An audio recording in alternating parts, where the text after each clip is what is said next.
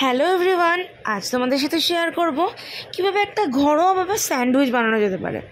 প্রথমে ব্রেডটাকে একটুখানি গরম তাওয়াইতে সেঁকে নিতে হবে। আমি ব্রাউন ব্রেড নিয়েছিলাম যেহেতু এটা ডায়েট ফুড ছিল। তো তারপরে একটুখানি স্যালাড নিতে হবে, যেমন টমেটো, কিউকাম্বার, অনিয়ন নিয়ে এটা তারপর লেয়ার মতো করতে হবে একটা। তারপর আমি এর ওপর দিয়ে দেবো হচ্ছে ব্ল্যাক পেপার, যেটা কম্পালসারি, তোমরা নাও দিতে পারো আবার দিতেও পারো। ভালো করে দিয়ে দিলাম, মানে একটু ঝাল ঝাল ব্যাপার থাকতে হবে, বাট মোটেও অতটা ঝাল ঝাল লাগে না।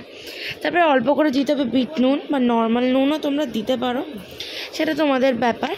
বাট এইভাবে ঘরোয়াভাবে তোমরা বানাতে পারো, এটা আমি বলতে পারি। তারপর দিচ্ছি হেলমেন্সের রিয়েল মিউনিস, যেটা হয় ওটা, এটা ভীষণই ভালো লাগে। আমি মিউনিস বলতে এটাই খাই। পার্সোনালি আমার খুব ফেভারিট এটা। খুব একটা খাই না যেহেতু ডায়েট ফুড, তো দেখো অল্পই দেওয়া হয়েছে। আর তোমরা যারা ডায়েট করছো ব্রাউন ব্রেড খেতে পারো, ভীষণই ভালো লাগে। মানে ভালো না লাগলেও ভালো লাগাতে হয়, যারা ডায়েট করো তারা জানো, ভালো না লাগলেও সে ফুডটাকে ভালো লাগাতে হয়। তারপরে এই ব্রেডটা কাটার চেষ্টা চলছিল, মা অলমোস্ট কেটেও ফেলেছে বেশিরভাগটা। তো এভাবে তোমরা বানিয়ে খেতে পারো। আর কারা কারা ঘরোয়া পদ্ধতিতে স্যান্ডউইচ ট্রাই করেছো আমাকে জানাতে ভুলো না।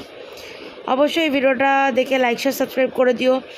আর তোমরা ভাবছো যে অনেকদিন ভ্লগ দিতে পারছি না, কলেজের ব্যস্ততার কারণে একদমই ভ্লগ শেয়ার করতে পারছি না, বাট যতটা পারছি ততটা শেয়ার করছি।